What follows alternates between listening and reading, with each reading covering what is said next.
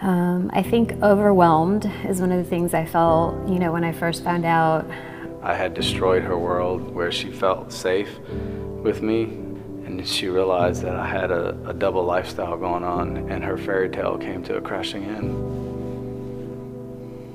It was the scariest point in my life because I felt like he was walking away from the Lord. I always had tucked in my heart, well, the one thing I have is my marriage. If everything else falls apart, I'm good. And then lo and behold, that started falling apart. I can remember the exact place that I was in, sitting in my office, and a link came up. And I had a moment where I just didn't care. So I clicked. About 10 years into our marriage is when I got addicted to pornography. I knew that we were losing everything financially, but I had no idea that there was pornography involved also. I'm looking at pornography on my phone while I'm having a conversation with my wife.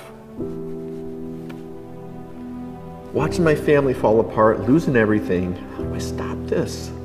I was screaming to God, God, I need help. I need some way out.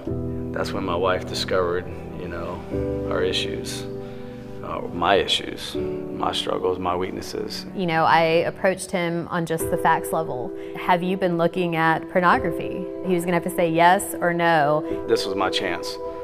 She just asked me the right question, and I wanted to be out, and I started just to confess. He just started to become broken, and he began to really confess to me details. So I got angry, and I said, you need help. Her heart had shut down, and she said, I'm just done. You need to move out. So I was really sitting at home thinking, how am I going to be a single mom? How am I going to do this? I need your help, Lord. I'll do whatever it takes. So it was very curious to me when I got to the first WIT conference that I found out, oh, this is called Whatever It Takes. So for me, that's kind of just dear to my heart because it's something I cried out to the Lord with. Yeah, I was so resistant to going to WIT, but as I sat there, I realized, okay, you little pastor guy, you need this. God used that marriage intensive, to bring our family back together. It put tools in our toolbox. It's a process of getting free and staying free and growing and learning and becoming one. The unforgiveness, the bitterness, the resentment, the hurt, facing, the death of the marriage I thought I had. God used this to bring me to a breaking point within myself and just a realization of what my condition was. It's not every man for himself anymore. I really sincerely got to see the grace of Christ through my wife. She's my friend. She's valuable to me.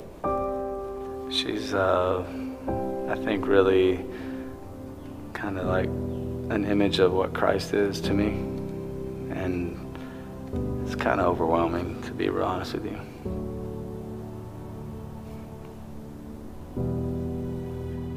Only God could have done what he's done in the heart of this man. And I can see myself spending the rest of my life with him now, happily spending the rest of my life with him.